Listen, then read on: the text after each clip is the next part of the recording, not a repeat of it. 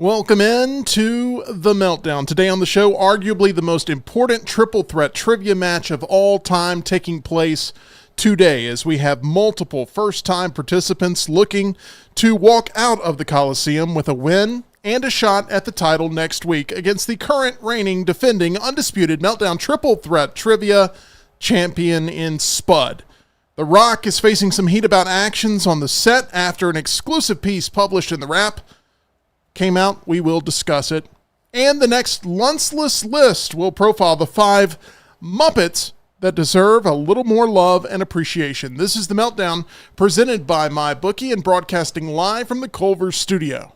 2 big balls in a tiny studio, teaching you and me about everything they know to make sound.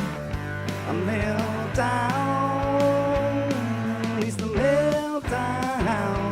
Time for the meltdown, coming for the meltdown.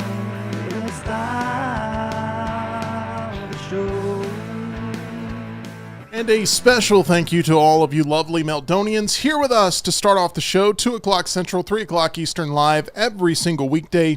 We could not do it without your support. We appreciate you being in the chat and letting us know how you feel. Obviously, this is a triple threat trivia day, so your interaction in the chat will be very important as the show goes along. I am your host here of Meltdonia, Tim Melton, asking for your subscription. Help us out. We're trying to get to 2,000 subscribers by the end of the summer and would love to have your support.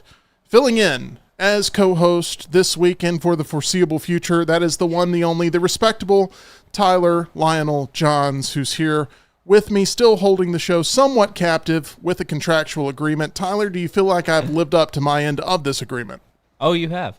You have. Okay, well, good. I would hate to be threatened by you any further through legal action or physical intimidation. You've followed every demand to the letter. Thank You're you good. so much. Tyler, we go out to see Fall Guy, I should say The Fall Guy tonight, starring Ryan Gosling, Emily Blunt. I don't think anything is passing Dune Part 2 for you this year when it comes to best cinematic experience.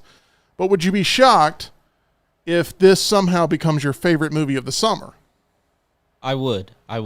It's not a movie I would ordinarily go see unless it was like a date night or just going to see it because I need to use that last ticket of the week.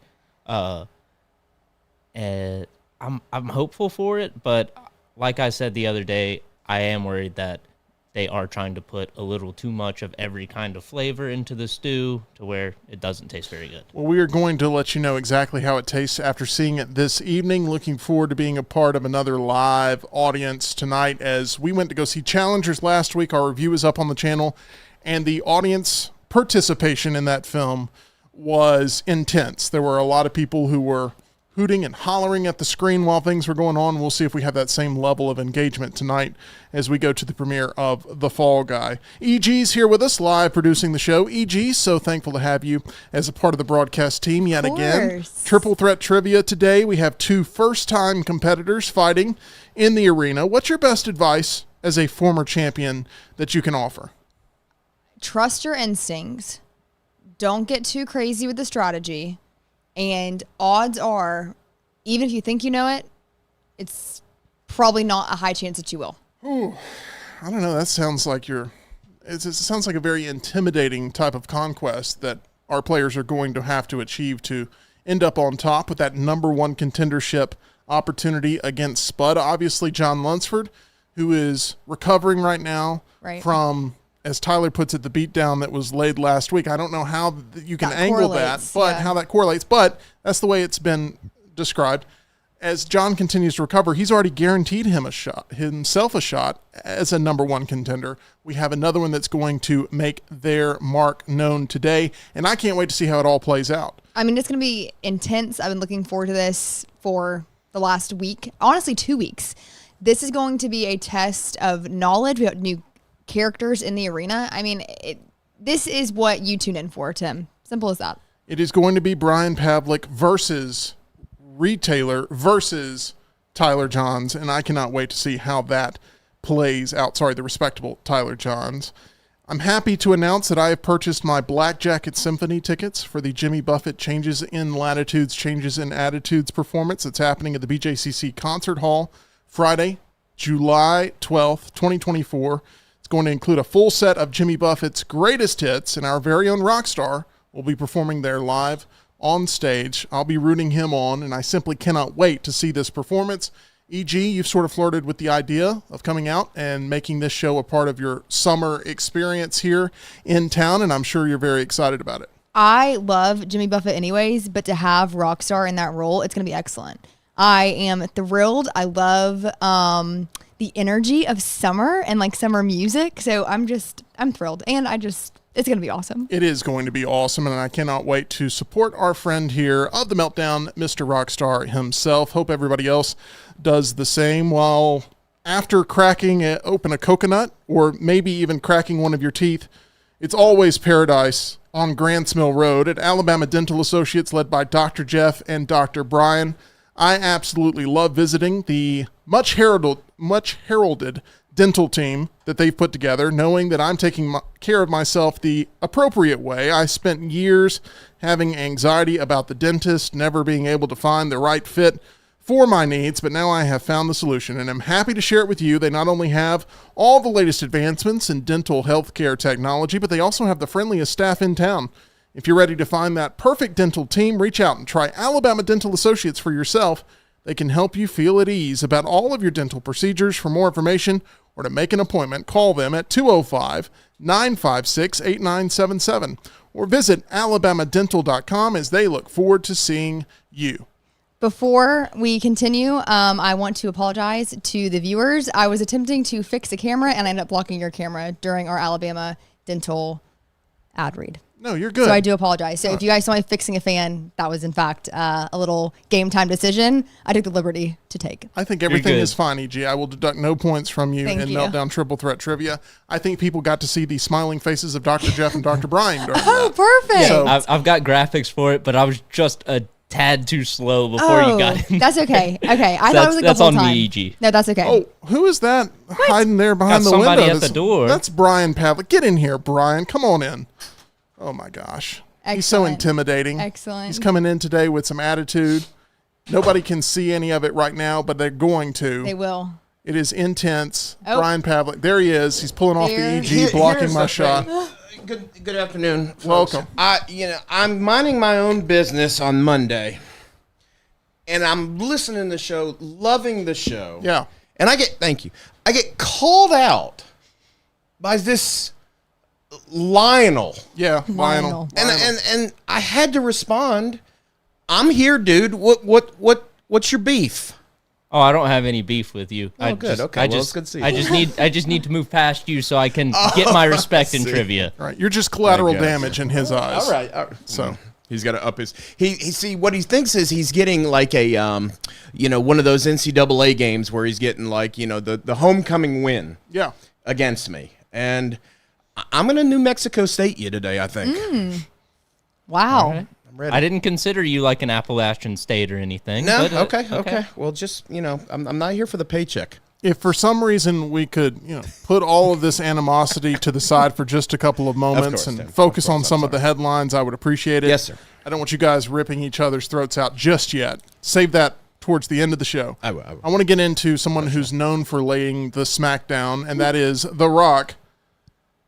According to a new report from the team at The Wrap, Dwayne "The Rock" Johnson has reportedly disrupted the production of upcoming action movie Red One. Johnson is detailed as often arriving several hours late to the set, prompting the crew to try and work around him. 3 anonymous insiders quoted in the report claim that the actions of the Jumanji star have contributed to a $50 million increase in the film's budget. Brian, you've had a chance to read this report. Mm-hmm. What do you make of it being not only a fan of some throwaway action movies from time to time, but also a huge fan of WWE, which is always looked at as being the home of The Rock? I am, and I love how you said he was the star of Jumanji among the other movies that you could have picked from. Jumanji was a huge financial hit. You don't get Jumanji. It was good. You come in here, you take Jumanji cracks all the time. It was actually both movies very financially successful. Yes, The Rock and Kevin Hart. Boy, there's a comedic duo that ranks up there with Abbott and Costello. The Rock is here's what I think is happening with Mr. The Rock. Okay. First of all, I'll go ahead and throw it out there. I think substance abuse, I don't know The Rock. I don't claim to know The Rock. I just know what pictures of The Rock look like. I am 40. He is a few years older than me, but I'm nowhere close to being where he is now, physically structured. That includes biceps, traps, and his skull is now like different than 20 years ago. So you're saying it's not normal for someone to be in their 40s and bigger than they were in their 20s, I don't right? think, Tyler, that's the way that the good Lord intended and creation and design. But, he does eat a lot. He works out 6-8 hours a day. I'm reading. I can't even do 20 minutes without some, joints pains, and, Precision helps me out with that. But here's the thing with The Rock. I think what he's doing is he's trying to take his Rock persona that he's developed in wrestling, and he's trying to apply it to Hollywood. Case in point, he was late for 2 hours at a signing event before WrestleMania, doing like one of those autograph signings, meet and greet type things. He used his Rock persona to play into that situation. Oh, you waited 2 hours for the great one, and then everybody was like, oh, The Rock is forgiven. He's trying to do that with Hollywood, and I don't think it's working. Because instead of like the WWE will say, oh, that's The Rock, that's our boy, come on back, it's funny, that's part of his shtick. He's in dangerous Val Kilmer Island of Dr. Moreau territory if he keeps it up, because we've had bad movies, we've got bad attitudes now, we've got reports of him treating people the wrong way, and he's trying to play it off as, oh, it's The Rock, oh, I can get away with it. You ain't the CEO of Hollywood, buddy. They won't mess around with that stuff, especially when it comes to millions of dollars lost because of your tardiness. He has had such a great reputation over the years, and lately, ever since his planned DC takeover, it seems as if his reputation is being tarnished more and more, including from this exclusive report where Red One insiders reportedly had strong words for Johnson's behavior. One quipped that being chronically late was Johnson's only consistency. In one part of the report, an insider said to know Johnson alleges that the star pees in a water bottle while shooting previous films, and added that his team or his production assistant has to then dispose of it. He's supposedly talked about this previously, saying that, quote, I usually stay pretty hydrated. I need to go to the bathroom a lot. Not a lot, but probably a couple of times during every workout I have to go to the bathroom, so I break out the bottle. So he's pretty much admitted that this is part of his day-to-day, is handling his business right there in the bottle. He told Esquire that information. Oh, to be rich and famous, huh? Would you take that job of emptying carrying the Rock's pee jug every day? Yeah. I bet it's pretty lucrative. You know what? It'd be pretty fun. I don't know. What's the insurance look like? Health benefits, 401k? I don't know. I supposedly some crew members say the only reason they qualify for health insurance is because he pushes production so late that they're then mandated to be given health insurance in order to make these films a reality that he's a part of. Have you guys ever like waited long for an artist before they were scheduled to start? Absolutely. I have, yep. I don't say I ever wish to be in a position where, I could just have the authority to make people wait. That's just common respect. I mean, these are your fans. They're paying for things. Of course, this is the production of a movie, but those people sitting in the sun for hours, makeup, heaven knows. I mean, that's just disrespectful. Come on, Rock. There were also a couple of shots taken at his recent stint in WWE, talking about how he was late to a lot of events, which caused a lot of fans to boo him. But it kind of works for the character, doesn't it? I mean, that's the whole point. That's what I'm saying. In that world of Rocky, Maivia, The Rock, the final boss, it works because we can just laugh it off as, this is The Rock. He's just being this character. But in the real world, pal, that's not how this goes. You have schedules, you have tight shots. I'm assuming you've got to scout out these locations, get permits for it. There's all these things that go into the production of a movie that you're not even considering, just let alone human decency. Got to pay all the crew for every hour that he's late. And if homeboy's eating all that he eats, can you imagine catering? Catering for sure. Goodness. E.g., what's your take as a reporter out in the field of anonymous sources? Do you like them? Do you dislike them? Because messy. I would think in order for you to get scoops that you need to talk to people anonymously off the record to be able to get some actual intel of what things are like Yes. behind the scenes. However, as a consumer of this information, it's got to be frustrating for you when you can't pinpoint information and associate it with a specific Right. figure in a locker room.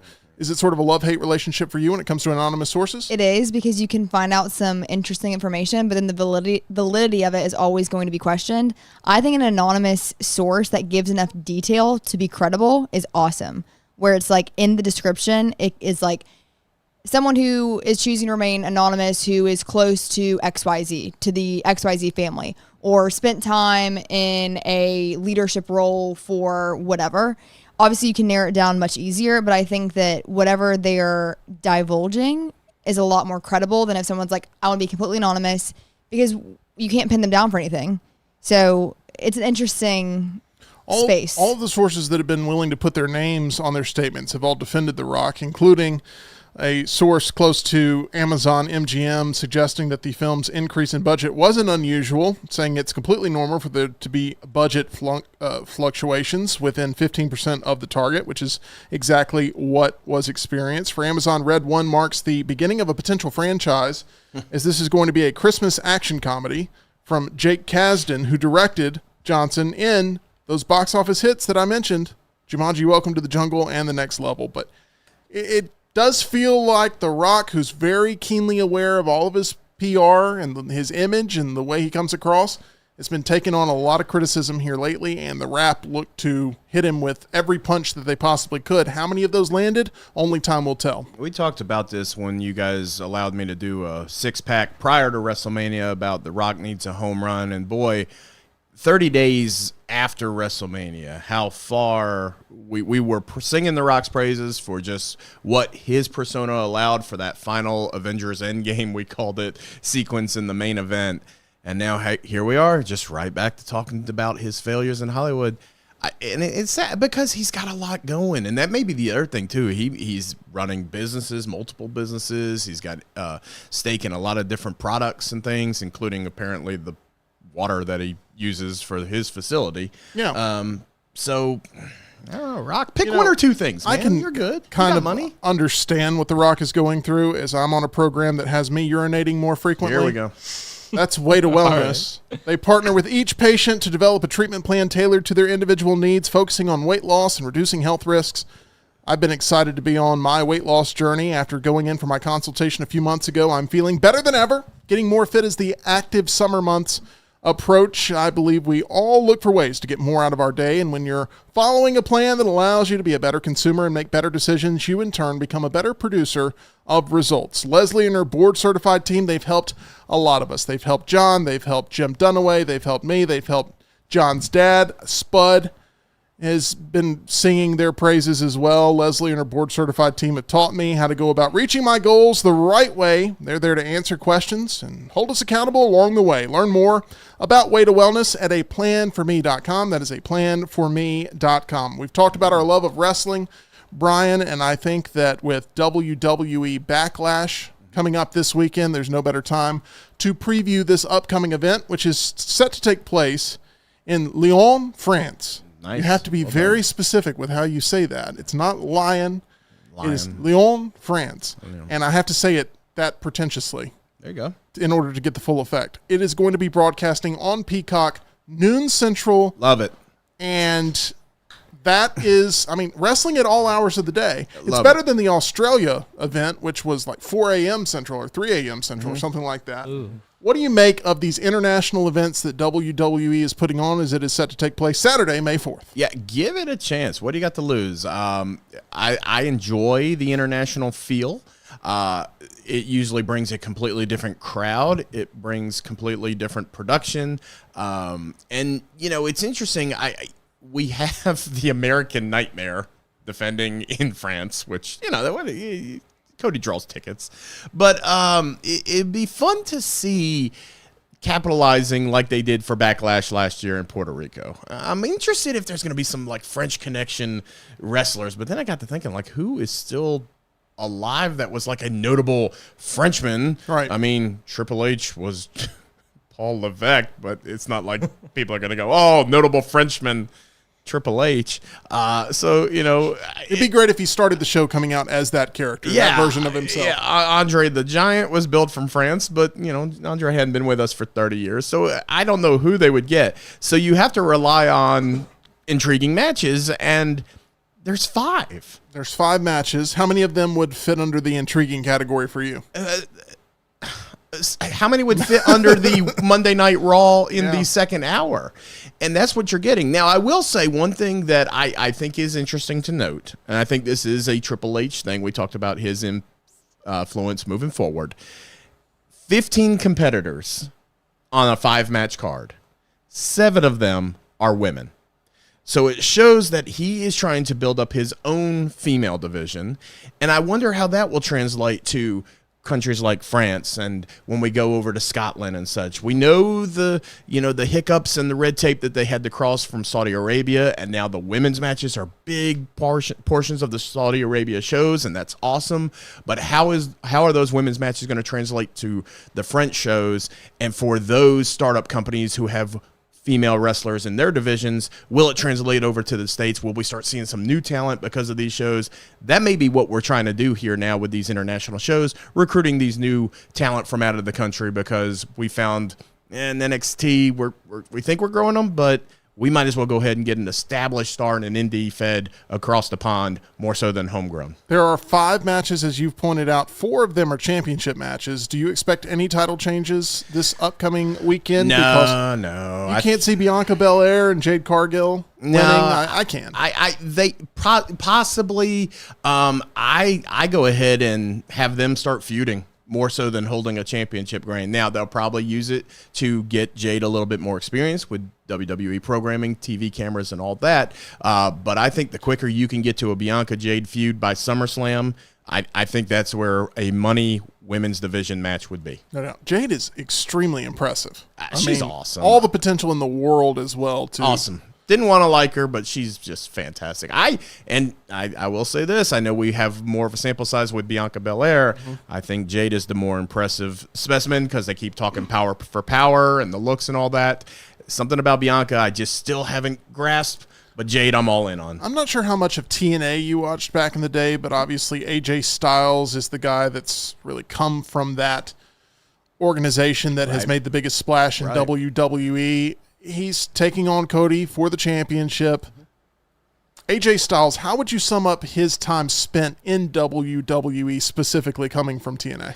When he first came from TNA, even as a person who wasn't as religiously involved with TNA, you knew who he was because of the reputation, the matches he was having. And that was tough to top because WWE had a notable history of bringing in people from either WCW or ECW and just not knowing how to translate their character to WWE.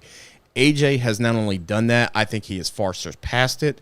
You look at his WrestleMania quality matches. I know he had LA Knight this past year, but that's one of the biggest superstars you have on the roster now. He fought The Undertaker in that infamous Boneyard match back during the COVID WrestleMania. He's fought Jericho, among others.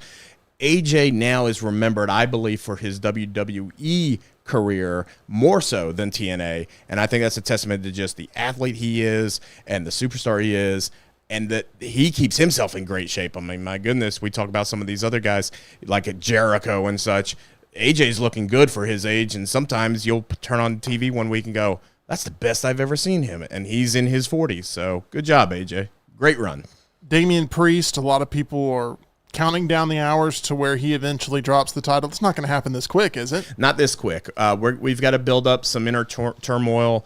I think you still have some contenders out there that are going to come through the ranks. I don't know if you see the rise of Kevin Owens again or Sami Zayn going after a heavyweight championship. Once Sami does this, thank you, Intercontinental run, you may even see Gunther come back around for the heavyweight championship. Ready for that. So Priest is going to have it a little bit, kind of as your Triple H's boy. You saw us, we talked about it last time. Last year, he was doing a main event with Bad Bunny. They trusted him with that. I think this is a nice little 4, 5, 6 month thank you run. And then all of a sudden, whoever this new challenger, has entered the game is going to come up. I think it's going to be Gunther. I think he's going to become a great face. But yeah, Priest, have a good run with it, buddy, because It's a matter of time. It is. It really is. But still, a good story nonetheless. And coming off of WrestleMania, how much momentum will be able to be sustained? That'll be really the true test of this Backlash pay-per-view on Peacock this Saturday at an interesting middle-of-the-day time as they broadcast from France. It should be a very exciting time, and I can't wait to get your sort of reaction to that pay-per-view to see if they're able to sustain any sort of level of momentum going into a King of the Ring event that I'm looking very forward to. King and Queen of the Ring. King and Queen of the Ring. I'm looking very forward to all of that. All right, I'm looking forward to this as well. With John still out, recovering from his wounds today, we have a new type of list to feature for the third time. So saddle up and get prepared for Tyler. Sorry, I mean the respectable Tyler Lionel Johns' personal picks on the third ever edition of this Lunceless List.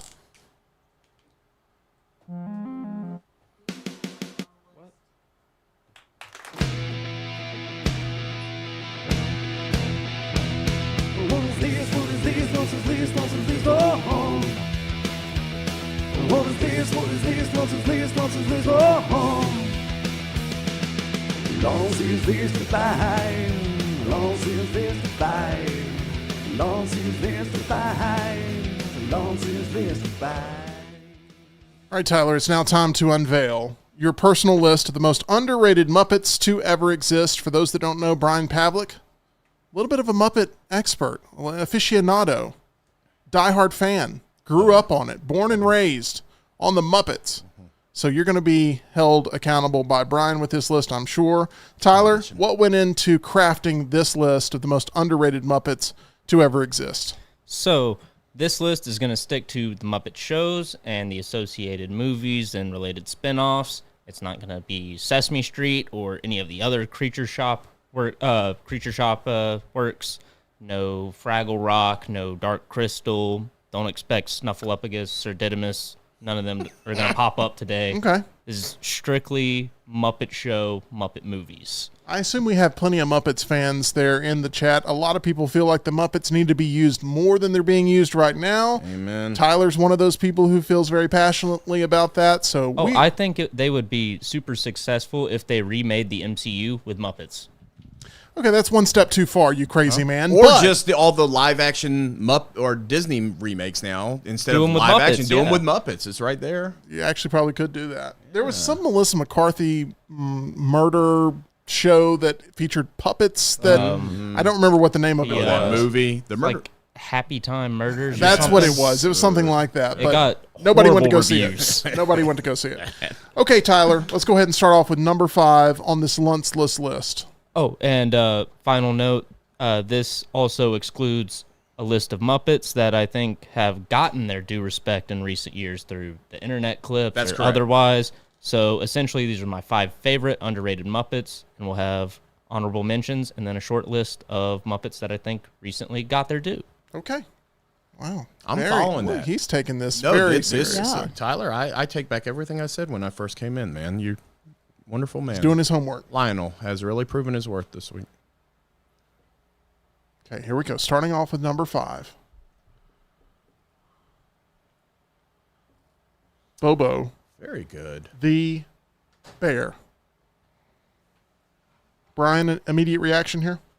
First thing I think about was Muppets in Space when Hulk Hogan enters the room and he goes, "Professional wrestling legend Hollywood Hulk Hogan?" And it was just the greatest setup. Good start. I think instantly recognizable by a lot of people, but you're right. Should be on the underrated list. What do you have for us, Tyler? He's just a bumbling security guard. He gets easily distracted, easily amused, and he easily amuses me because of it. If there's any bigger plans, like there's some movies, like the recent Muppet movie where he's working for the bad guy, he doesn't even know. He asks his buddy, "Are we working for the bad guys?" That's right. And I just love that about him. But the best moment of Bobo the Bear has to be in Muppets Tonight. He's checking Prince's ID. Prince introduces himself as the artist formerly known as Prince. And Bobo responds, "Oh, that's funny. I'm the bear currently known as Not Amused." Such a good line. I think that's the exact same way John feels about watching you produce this show while at home. The one who is not amused and is probably going to come back With some skulls to crush following Triple Threat Trivia later today. Good stuff there, Tyler, to start off the list with. Are you ready to move on to number 4? I am. Okay. Sounds confident. E.g., did Bobo ring a bell for you? I'm gonna be so honest. He did not.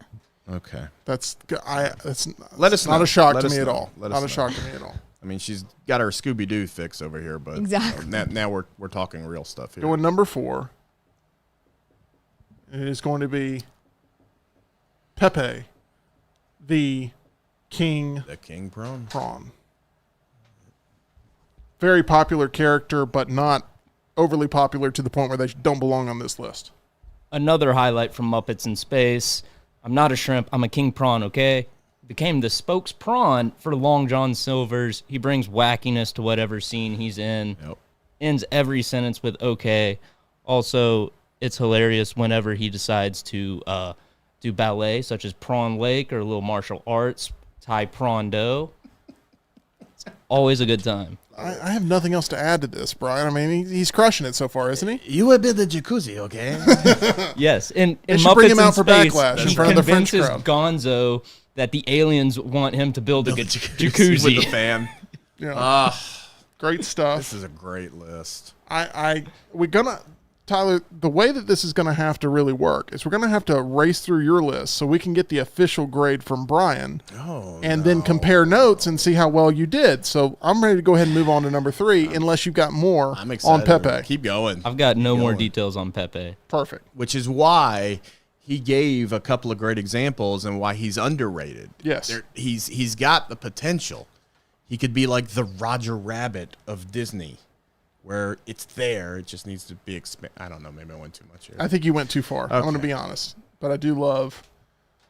I mean, this pick is such a clear winner in Swedish Chef. I felt like this one would be a little controversial, not because And of it how is. beloved the character is, but because you could argue, is he underrated?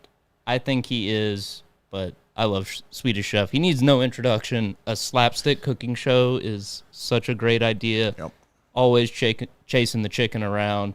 No way of cooking is off limits. He'll throw everything in the microwave, everything into a fire, beat everything with a meat tenderizer. It's the most entertaining, mindless violence you'll ever watch. Brian, can you do an impression of Swedish Chef? flame is okie dokie. I knew the answer That to is that. good. But that was- Absolutely. And I agree with Tyler. I would not put him on there because I think Swedish Chef has already become such a legend and icon of the Muppet family, but you know, he could always be better. Absolutely. I'd love to see a Food Network show with him leading Absolutely. it, right? That would Yes, be a perfect sir. fit for sure. Has to be entirely subtitled. It would be, but I would watch it. Let's go to number 2 on this Lunceless List as we are blazing through the list of Muppets that deserve a little bit more recognition. Those that are underrated, those that make Tyler's personal list, and those that EG has never, ever heard I of. don't have a clue. Listen, I'm being educated. That's the purpose of these two. That is the purpose. Ooh, 2A and 2B. This is fair. I Little twofer. you have to. Can't separate Nope. these two. Nope. No way. They're a package deal. One of the things that absolutely kills me about Bunsen and Beaker, the more ridiculous looking character is actually the logical one. That's right. Dr. Bunsen Honeydew tries to get Beaker to just ingest random newly created elements, chemicals, solvents, all this stuff. And Beaker says no because obviously no, but he looks so wacky. And it is the best little segment that the Muppet Show had. I love Muppets Labs. Muppet Labs, man. Yeah, those guys. That's a duo for the ages right there. Yeah, Beaker's reactions are just some of the funniest moments in the show. How much longer do you think they'll keep the 3D show intact at Disney's Hollywood Studios? Comes up as often as a Country Bear Jamboree refurbishment, which is now happening. But the reason why I would actually be cool with updating the Muppet 3D is because they are still invested with the Muppets.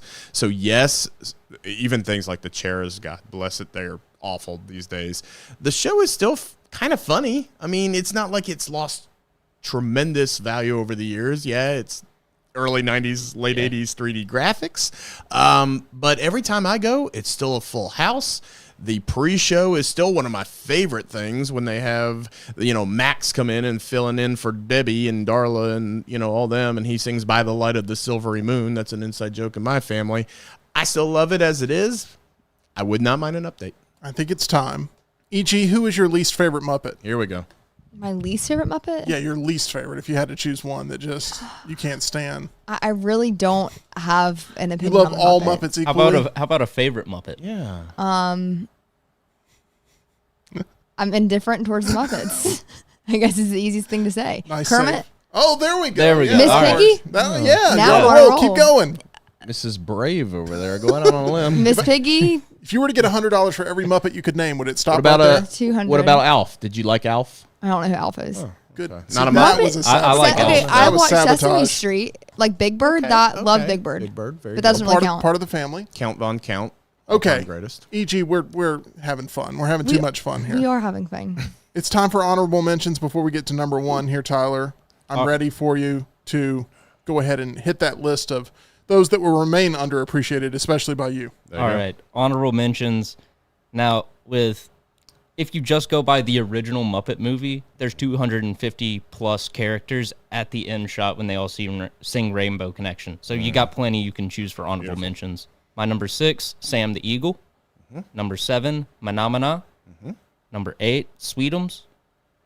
Number 9, Link Hogthrob from Pigs in Space. I agree.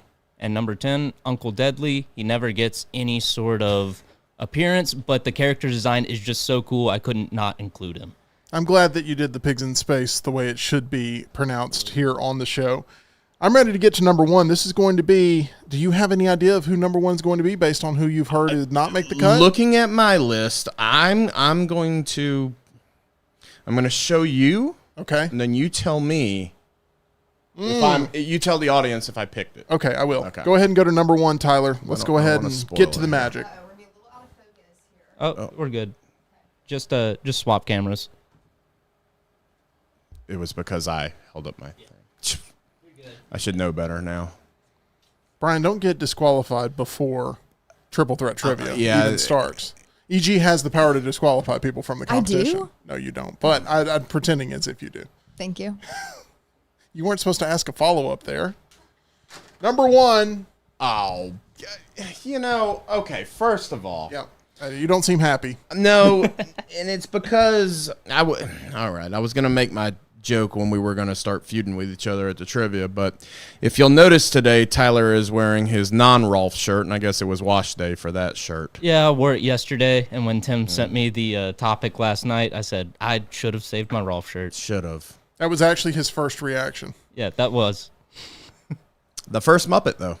He was, yes. And the most underappreciated, according to Tyler. Tyler, tell us why you went this love direction for Rolf, number one. The deadpan humor, self-deprecating. Absolutely. Veterinary Hospital is one of my favorite segments. Not to mention, he is a talented piano player. This is a multi-talented dog right here. The Rolf songs are always great. Coddleston Pie. I hope that something better wonderful. comes along from the movie. Such a great line. He's talking to Kermit at the bar, and he says, "This is why I live alone." He goes, "I finish work, I go home, read a book, have a couple of beers, take myself for a walk, and go to bed." There you have it. That's the love key it. to a happy life. I love it. All right, Brian, it's time to unveil your list in the at-home edition, Yeah. which is sponsored by who? Thank you for my friends at Precision Sports Medicine. I have the honor of supporting them every day, and I'm going to go ahead and give them a plug. And thank you for next round and everybody for highlighting all the services of Precision. So thank you. But, the family and I talked about it. We are Muppet people. I love the Muppets, and you named some great ones there. Tyler, Manamana I had on because I think that's one of the most viral songs you have out there. You did mention, I believe, you've got Pepe up there, so Pepe's actually on my list. But a couple that you did not mention, Crazy Harry. I Crazy cannot Harry's think of the good. 1812 Overture without hearing the dynamites exploding all over the place. New Zealand, who throws the fish away and they come back. Genius. There's Pops. Pops, I don't the know old Pops. guy who is at the counter of the Happiness Hotel, who starts the singing. There's no fire in the fireplace. There's no Pops. That's my favorite song. So Pops has to be on there. And then my favorite episode of The Muppet Show is Alice Cooper, That's a good one. where he's parading with the monsters, singing School's Out. Sweetums does his thing. So Sweetums is on the honorable mention as well. So number 5, I went with Janice. And in the Muppets, this recent Muppet Mayhem TV series, I found myself more enthralled with her scenes, and for sure in the For Surelians that came as a cult following her. So I thought she finally came out a little bit more. She's always been the ditzy Muppet, but it's always been fun, and I think that was great. Pepe was number 4. We agree. Wonderful job there. Rizzo Rizzo the Rat. Rizzo was number 3. He's good. Based on Muppet Christmas Carol alone. Pizza Rizzo is an all-timer at Hollywood Studios, even though it's not the greatest food in the world, but it's a great theme. So Rizzo's up there at number 3. Sam the Eagle at number 2. I will go every 4th of July watching the viral clip of Sam the Eagle singing American Woman by the Guess Who, only to great. find out it's from Canadian rock band The Guess Who. And then number 1, I am supporting him on my shirt, Zoot. You talk about an incredible musician. You talk about a wonderful saxophonist, and just a spaced out man. And sax is my ex, man. And Is there any Muppet that you cannot I impersonate? don't know. Give me one. You have a Kermit? Well, of course, there's a Kermit there, Tim, as we sit here and sing and look at Tyler's list. Okay. Not bad. Not bad. Could use some improvement, but not bad. That's better. It's getting better and better. Well, there I Fozzie, you have a Fozzie Bear? Oh, That's actually, I think that That's right there is better. better than the Kermit. Yeah, thank you. Let's go with a Gonzo the Great. Well, it's kind of nasally if you think about it. It's really fantastic. This is surprising. Rockstar's got his competition cut out for him. Hey, someone that has added more competition here here to we go. Meltdown Triple Threat Trivia. That is Reed Taylor, who's going to come right on in here and act like he owns the place. He technically kind of does, Boss is in the house, guys. considering he's here with us as a formidable foe and the boss of the respectable Tyler Lionel Johns. Reed, What's up? EG has never been happier to see you enter a room than right now at this very moment in her entire life. Oh, Because we can keep the Muppets talk No, I going. think I got we can, my short list. I think the show must go on here in the Muppets. We will All leave right. them in the rearview mirror. But Good list, Tyler. a Good nice list. bonding Thank you. moment there between you two guys. You're now being put up against each other as competitors. Reed, this is your first time competing on Triple Threat Trivia. Yeah, I'm not sure I know what I'm doing. Is that what you're going with? You're going with the Lunsford approach? Oh, I'm just in here If to lose. he's absent, I'm taking his spot.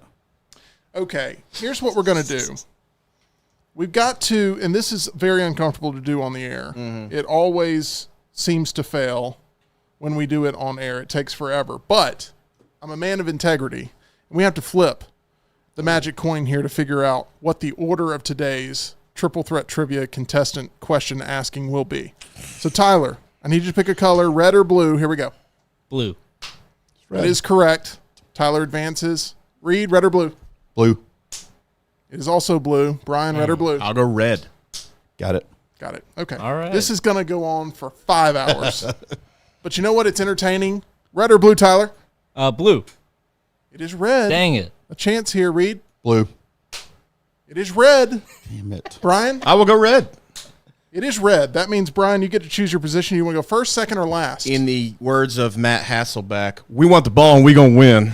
You're going first? Yeah. Wow. Bold strategy there from Brian. Usain Okay. Bolton. Tim right doesn't out of like the it. gate. I mean, no, if it works, it works. Here we go. Yeah. Tyler, red or blue? Red. It is red. Reed, I beg of you to be wrong. Red or blue? Blue. It's It red. is red. Yeah. Tyler, you get a chance to choose. You want to go last or second? I'll go last. Tyler's going last. Reed is going in the second position. Okay, that wasn't as painful as I thought it would be. Still quite painful. It is time now for Meltdown Triple Threat Trivia. Things are about to get a lot more painful. There are 3 different opponents with 3 different ways to score points. Contestants will pick a number between 1 and 500. I will then present a general category. Some of the categories will remain a mystery. The contestant in possession of the round can either choose to answer it themselves for 3 points, try to stump the competition by forcing an opponent to answer the question for 2 points, or use EG as a helpful trivia teammate for 1 point. If it's about Muppet trivia, don't go to EG. If you choose to answer the question for 3 points and you miss, then you are deducted 3 points. Tyler, listen up. If you choose to have one of your opponents answer the question, they give the correct answer, then your opponent gains 2 points and you lose 2 points. Got it. If you choose to use EG and you don't get the correct answer, then you lose 1 point. The player with the most points after 6 rounds is your winner. Each player is given 30 seconds to produce an answer. Once the question is read, if after 6 rounds we have a tie, we go to an additional round with the players that are tied to determine a winner. There's also the famed wheel, which is utilized when you pick a number that activates it. We also have challenge flags available for anything you consider to be a controversial decision. Just know that if your challenge is not upheld, you will lose an additional point. I'm going to hand out our exclusive trademark challenge flags right now. Oh, yes. There you go. There's one. I appreciate it. Is that Please- from Culver's? Please, it is from Culver's. Please hand that to Reed. And then here's your challenge flag, Tyler. All right. I need to get my trivia hat. Oh, gosh. Oh, here. Minus 1 point right there. It should be. What is he going with? Oh. Wait a minute now. Tied up. He's going with his official trivia hat. Is that from Supreme too? It is. Jeez. My gosh. Looks like Ralph the dog. Rolf. Rolf. Sorry. Rolf the dog. Apologize. We just talked about it. I'm probably going to need to put my headphones on. This probably under the hat. isn't going to work. I'm going to be honest. This probably isn't going to work, but we're going to see. We're going to try it anyway. You almost poked your eye out. I did. There's no way. All right. Sure. You gotta be There it sweltering is. in that thing. I want to remind you who sponsors this lovely segment, and that is Blakely's Bouquets. They craft both traditional and contemporary bouquets with plenty of room for customization and uniqueness. On top of their everyday arrangements, they offer same-day flower delivery in Birmingham and beyond. They also do large event work for weddings and funerals as well. So if you're looking for flowers here in the Birmingham area, there's only one team that I would recommend, and that is Blakely's Bouquets. Really, your best choice. Visit the team I trust at blakeleysbouquets.com. On top of competing for a number one contendership opportunity against Spud, an opportunity that John Lunsford has already locked up, you are also competing for this lovely arrangement Gorgeous. that has been put together by the team at Blakely's Bouquets. It is a thing of beauty, and we will see whose game is beautiful enough to achieve the feat of bringing these flowers home. I know you guys are excited. Hit that lovely elevator jazz for me, Tyler, and let's get started. Starting in the number one position is Brian, who I need to pick a number between 1 and 500. All right. 22. Number 22 is what you're going with, and that is the wheel to kick things off. So, Tyler, let's go ahead, get that wheel ready to be spun, I should say. As right now we're looking at Tyler and his hat, and here is the wheel, and it has landed on Opponent wager, it looks opponent like. wager. Here's the way this works. I'm going to give the category. You can wager up to 5 points on whether or not you think Brian Pavlik is going to miss the answer to this question. So, for instance, Reed, if you wager 3 points and he gets the question correct, you lose 3 points. If you wager 3 points and he gets the question wrong, you gain 3 points. Does that make sense to you? Yep. Brian, you have a chance to only gain or lose 3 points. Understand. You guys can wager up to 5. I'm going to give the category here.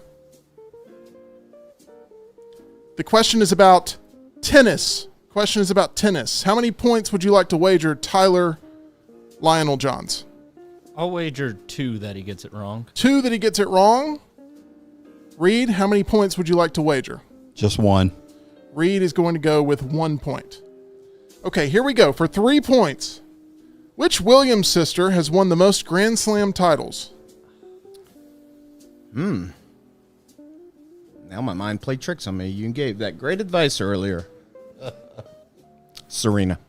Serena is the correct answer for Dang 3 it. points. Congratulations. Brian is Had it at for a 3.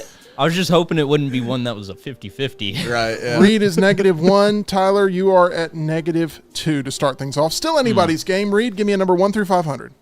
248. Love the strategy. Do you know what the strategy is? This is a question about geography. Good answer. Geography.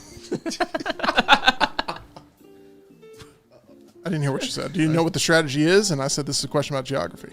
Sorry. Go ahead. please. Would you like to take the question for 3, pass it for 2, or consult EG for 1? I'll pass it for 2. To Tyler or Brian? Lionel. Dang it. It's going to Tyler. All right. You know geography? Not really. Okay. Okay, here is the question. What number did you pick again, Reed? Oh, 248. the one about 248. geography. Yes, right? that is correct. Here we Okay. go. Sorry. The Dead Sea is located between which 2 countries? Oh, the Dead Sea. For 2 points. The Dead Sea is located between which 2 countries? I know it's somewhere in the Mediterranean. I don't know, Greece and Morocco. Good guesses. Jordan and Israel are the Dang it, 2 that was my correct good- answers. That was the first thing. I overthought it. I need to take EG's advice. Reed, you moved up to a total of 1 point.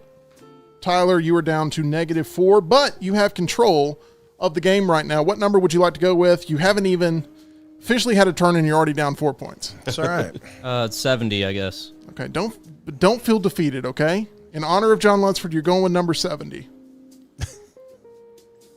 This is a question about shoes. Question about shoes. Would you like to take it for 3, pass it for 2, or consult EG for 1? I'll take it. Which shoe did Cinderella leave behind at the ball? Oh, that's a And tough one. And it's the answer is not glass slipper. No. You have a 50-50 chance here of getting this right. Which shoe did Cinderella which foot? leave behind at the ball? Was it her left? 3 points. You say left, and that is correct. It was Oh, her left shoe. Now, Brian, Yeah, but At first, I, I mean, thought I listen, misunderstood the question and was about to get it completely wrong. you're No, good. my daughter was in a Gotta wonderful clarify. production of Thompson High School's Cinderella. Yes. And I don't know if Mia, the young lady playing Cinderella, knew that she should have dropped it on her left or her right, but was that question based on a movie? that question is based on the original iteration of Cinderella. Do we need to check the tape? I've got my Culver's Do you want to throw the flag right We now? ain't You got could to. lose a We- point. It's up to you. We ain't got time for this. I mean, even Colorado had a couple of early wins during the season, and then they were all talk the rest of it. So. Okay. Well, Brian, you're currently in the lead with 3 points. Reed has 1 point. Tyler down to -1. Brian, you have control of the game. What number would you like? Let's do 137. 137. This is a question about television actresses. TV actresses. Take it for 3, pass it for 2, or consult EG for 1. Let's go ahead and take it. See Taking what it for 3. Which actress had the longest running television career? actress longing. Well, my gut is going to go with Susan Lucci. Correct answer is Betty White. Betty White had the longest running television career. Brian, I was going the same exact thing you were. I mean, just yeah. all my children, I would have thought for all those years. Betty White spanned from when TV was invented all the way up until a couple of years ago. So, When she died, of course. correct. Brian, I'm sorry. No, it's okay. You are down That to was- 0 points. Reed, it is now your possession. What number would you like to go with? 8. Number 8. This question is about the Motion Picture Association. Great. Some people call it the MPAA still, but they have updated to become the MPA, yeah. as they now no longer want to just be known as the Motion Picture Association of America, but instead the Motion Picture Association. Oh, how nice of them. Even though different groups run by different standards.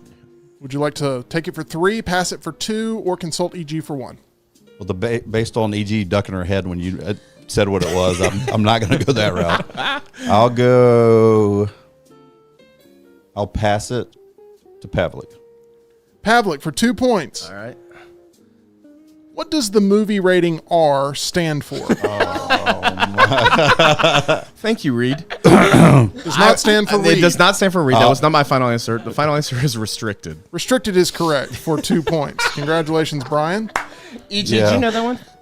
Oh, okay. Reed, you are back down to negative 1 point. That's fine. Tyler, pick a number. Thank you, Reed. Would you have done that, Reed? Yes, I would have done that. The only one. 135. 135. This is a question about inventors. Inventors. Ooh. Take it for 3, pass it for 2, consult EG for 1. Can I get a score check? Yes, Brian has 2 points. Reed is at -1. You are also at -1. I'm going to pass it to Pavlik. Pavlik. Y'all testing me today. Let's go. Who is credited for inventing scissors? For 2 Edwards. Good answer. Johnny Depp. Trying to throw him off. Hey, why not? Thomas Edison. That is incorrect. Leonardo da Vinci is the correct answer. Naturally. Famous. So, a successful pass. Brian down to 0 points. Tyler now in the lead up to 1 point. It is still very close. Tyler, quit smiling. 1-0 to -1. After 2 rounds, Brian is at 0. Reed is at -1. Tyler is at 1 point. So, very close game. All that and Reed's 2 points back. Whew. This is exciting. Round number 3. Brian, you kick things off. What number are we going with? Up the scale a little bit. 430.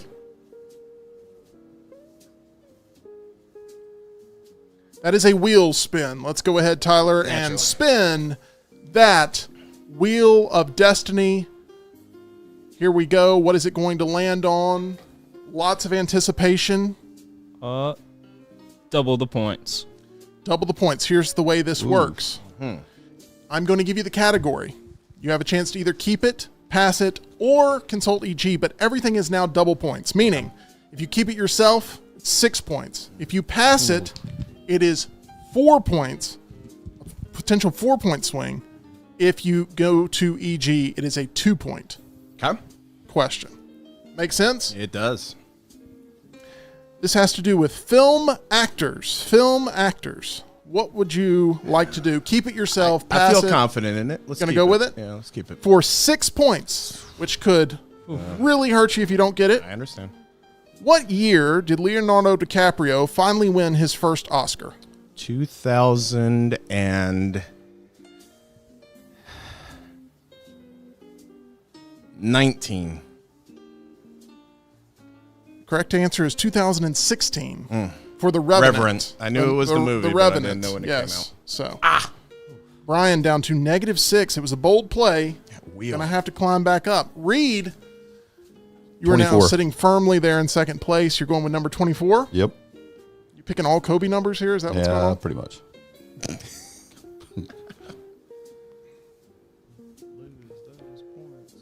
This is a question about mythical animals. Oh, go ahead, Reed. Be bold here, man. You got it.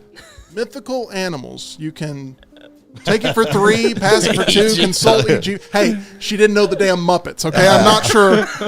She knew what R was. I'm not sure mythical animals is EG's wheelhouse. you know. I had to guess. I'm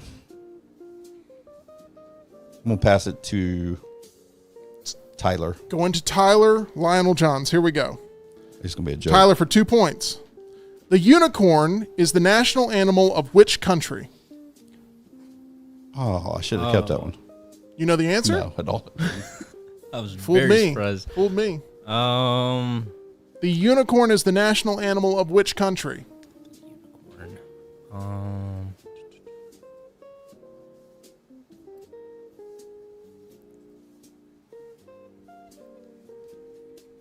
national animal, not on the flag. Or This is what I have for you. The unicorn is the national animal of which country? I don't have to provide more details than that. Okay. I didn't know. Would that help you? What animal could potentially be on the flag of a country that is the unicorn? I don't know. I'm just trying to narrow it What down. you're trying to do is you're trying to stall, and that will not be allowed. You got 10 more seconds. You can join me in the negative column here. I'll just go with Norway. That's a good guess. Scotland is the correct answer. Dang it. Scotland. Dang it. Tyler down to now -1. Reed up to +1. Keeps going back and forth between you guys. Tyler, though, you have control of the board. What number would you like to go with? Let's go with 206. That boy.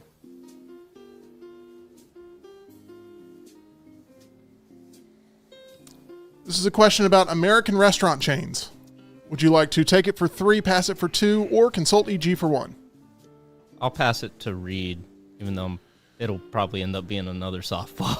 Reed. it'll It'll work out badly. Reed, what does the E stand for in the name of the American restaurant chain Chuck E. Cheese? Oh, dang it, I know that one.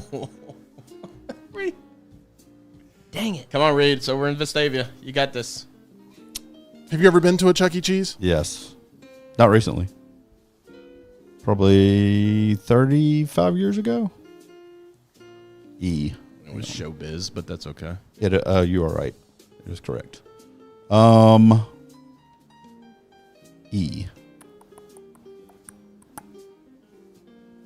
Would you have done this, EG? Okay, just move. Ichi had our birthday you know party it. there 6 years I ago. do know it. E is for Ernie. Oh, thank God. The correct answer, Tyler, is Entertainment. That is Charles correct. Entertainment Cheese. Look at there. entertainment.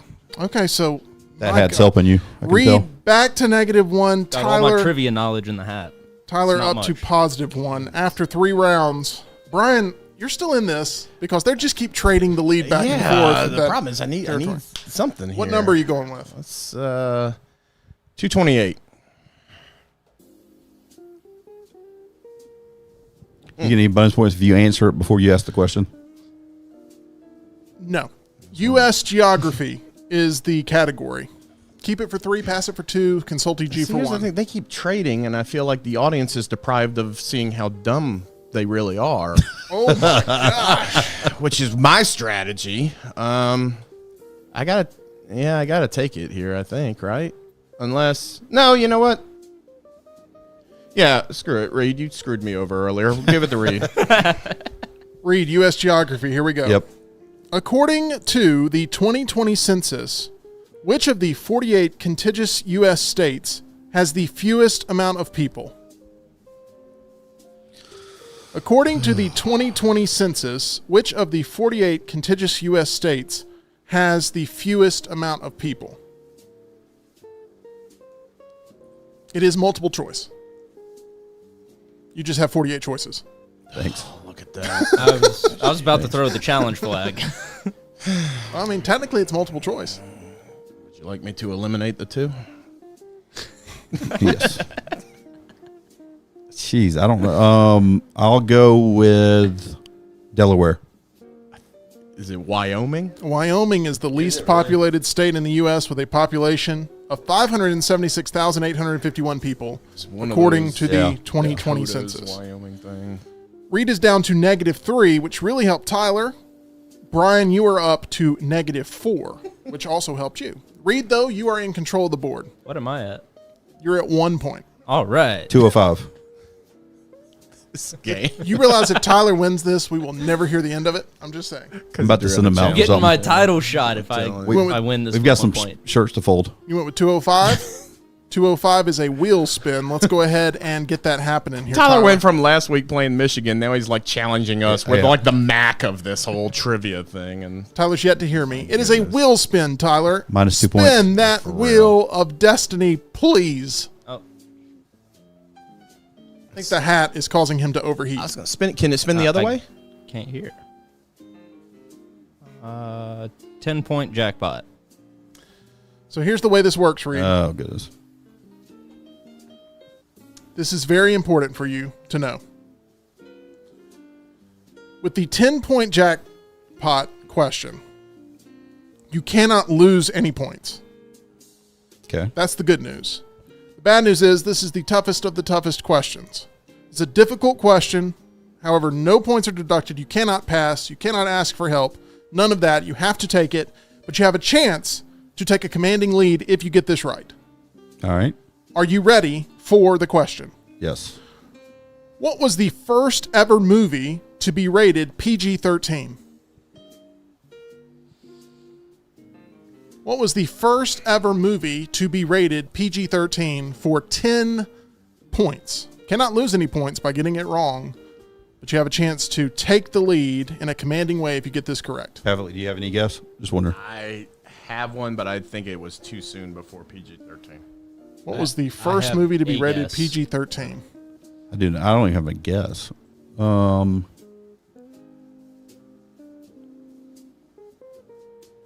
There are some wondering if Tyler has an earpiece in under his hat, and that's how he's being fed answers. I don't know. That sounds about Would right. Spud be feeding him the answers? Who would be feeding him the answers? I don't know. I don't even have a guess. Going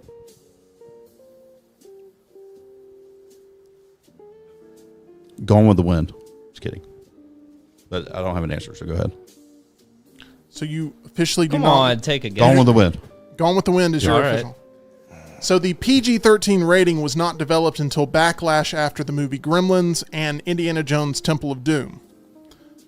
The first movie to be given the PG-13 rating is a movie that hit theaters on August 10th of 1984. Ooh.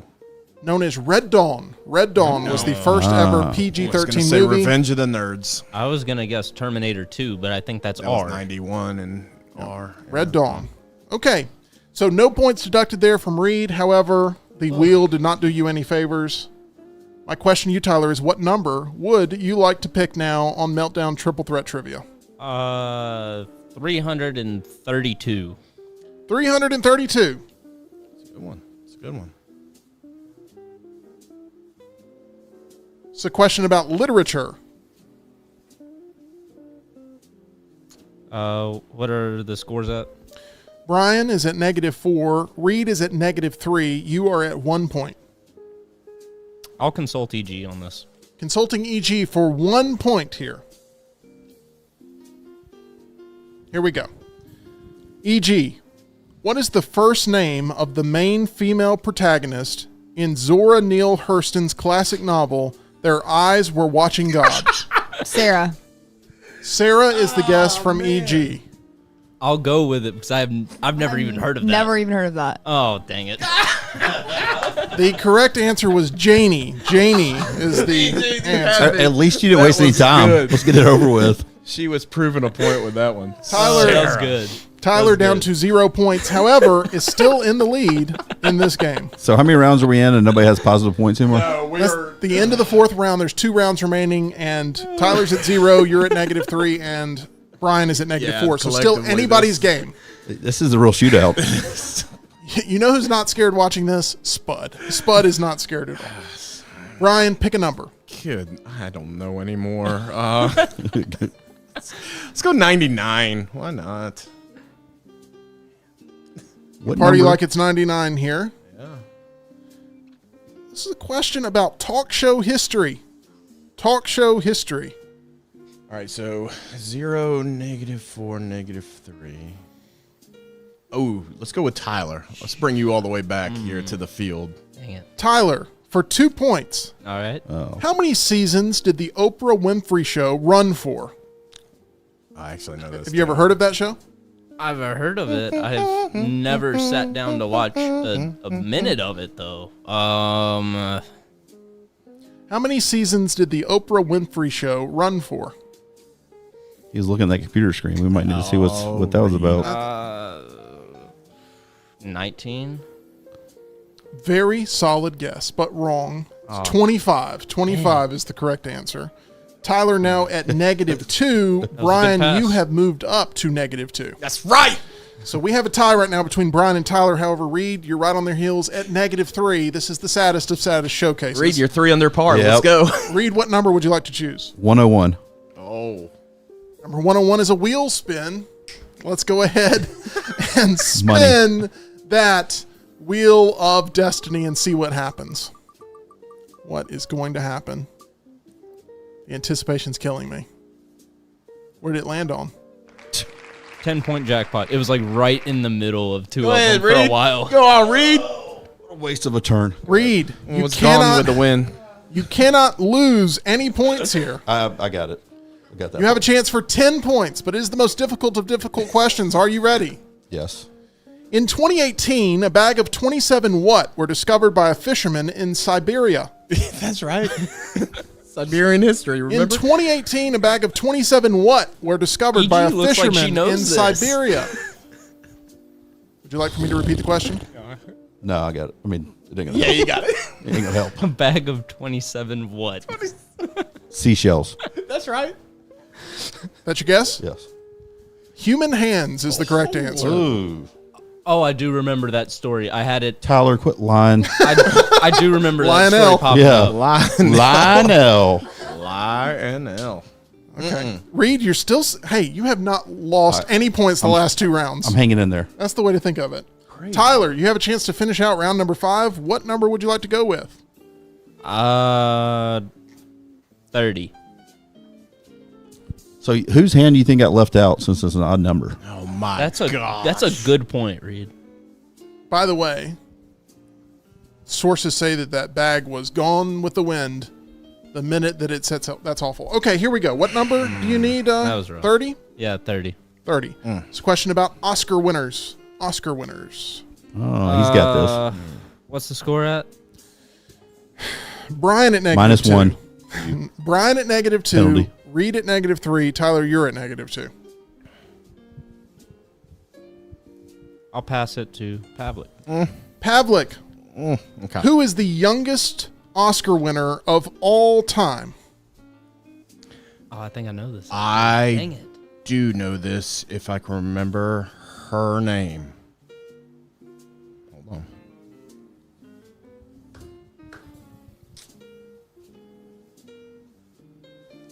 Not have passed this. Tatum O'Neal. Final guess. Yes.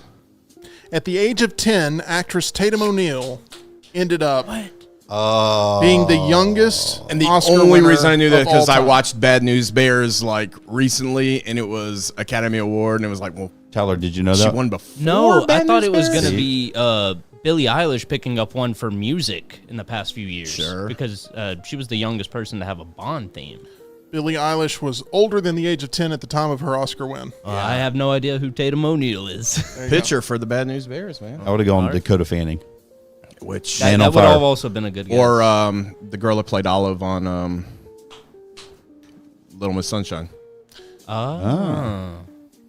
Here is where we're at going into the final round. Brian, you are at 0 points. Reed, you are at -3. Even Tyler, par. you are at -4 now. Everything will come down to this. Brian, I need you to pick a number 1 through 500. We're going to go with number 1. Number 1 is a question about Disney princesses. I will accept it. God. and I have faith that you'll get it. I will accept this. For those that don't know, you have a little bit of a history with Disney. I may have planned a vacation or two in my time and done it for about 6-7 years now.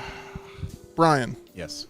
who was the very first Disney princess? This would be Snow White. That is correct for 3 points and probably going to put the game away unless Reed can somehow land on the jackpot slice again and finally get the damn question correct. Reed, I don't say that derogatory in any sort of derogatory fashion, but I need you to pick a number.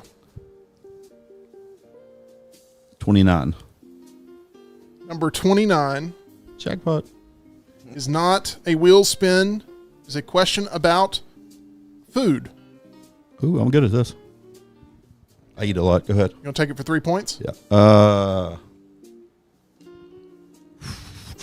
Which would get you to, The only way I can get Even. Pavlik is passing to him for 3 points and get him to come. you would pass For it to 2 him for points. 2 points, Oh, yeah. which would still, See these rules. I mean, this scoring system. you'd actually, if you I got, know. I got it. Okay. I got you now.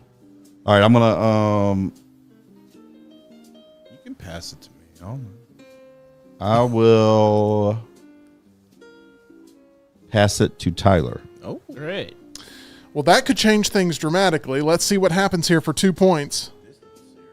Tyler, once you pop, you can't stop was the slogan for which food brand? Oh my God. Once you pop, you can't this stop one. was the slogan for which food brand? Is that a push pop? Go ahead, Reed. No? Pringles is the Oh. accurate answer Yeah. there. Tyler at -6, Reed moving up to -1. Tyler, it's gonna require a miracle. I don't know what could happen other than a killer combo happening for you. Pavlik's I got haven't 3, hit right? the wheel I got once. 3. So Brian has 3, Reed with -1, Tyler with -6. This is what seems to be the final question that will be given, as Tyler, you will pick a number 1 through 500. 497. Why not? 497 is a question about television sitcoms. I mean, I guess I need to take it. It doesn't change anything, right? It literally changes nothing other than maybe your pride. Unless you want to... Consult EG. Well, I mean, what's the score? Brian has 3. Reed has -1. Tyler, you have -6. Yeah, so even if you yeah, pass. so I'll just take it. Why not? Consult EG. Let's see what she knows. Tyler, what actor played Big Giant Head on the TV show Third Rock from the Sun? Oh, I don't know. The only person I know on that show is Joseph Gordon-Levitt, and I don't think it was him, unless it was. Let's go with it. Okay, that is incorrect. Do you know Yeah. the answer, Brian? William Shatner. William Shatner is the correct answer, but that does not change Brian's point total. It does change Tyler's with a final score of -9. Reed at -1. Brian Pavlik gets... Oh, that was nerve-wracking. Congratulations. Here is your prize. This is wonderful. Thank you, Blakely's, and to all the Pavlov's dogs out there. Oh my gosh. You think you got a name. That is where it's at. Well, that is going to do it for Meltdown Triple Threat Trivia this week. Tyler, your fans want to know how you're feeling right now because it was another unsuccessful run at the #1 contendership. However, you fought, I think, with pride and vigor, and you should be proud of that. I guess I'll train and try again another time.